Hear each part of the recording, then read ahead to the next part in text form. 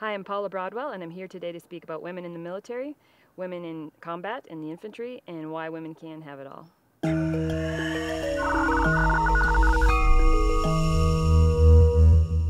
Baruch here with genConnect, joined today by Paula Broadwell, the author of All In, The Education of David Petraeus. How are you, Paula? Fantastic, thanks. Thanks for being here. You have experience as a woman in the military, and you certainly serve as an example to many women out there. Why do you think it's so important for more women to take that step and become involved? Well, currently our force is about 15% women, yet our society is 51% women, so we're not necessarily a reflection of society.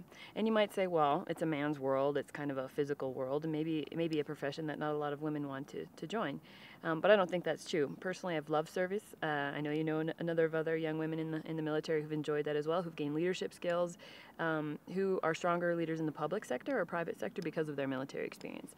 And so I think a lot of women want to join the military for that reason, not only to have full careers in the military, but to take the skills that the military sort of imparts upon you.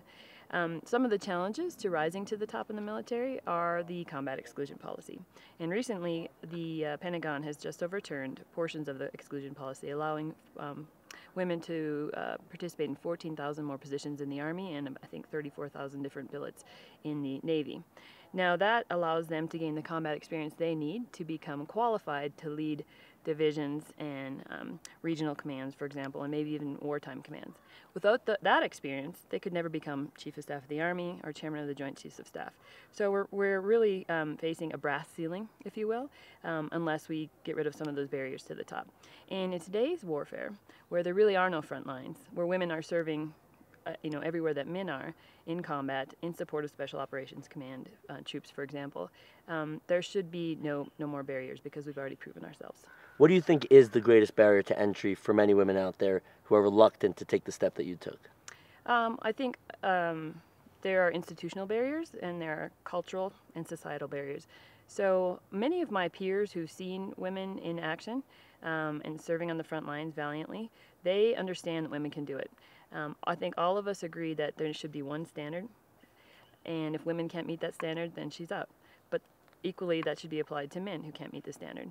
And frankly, we have a problem in the military right now with obesity, with lack of physical standards as far as recruitment is concerned. So I think, whether it's for recruitment or joining a special operations unit, for example, there should be one standard, and anyone who meets it should be able to cross that line.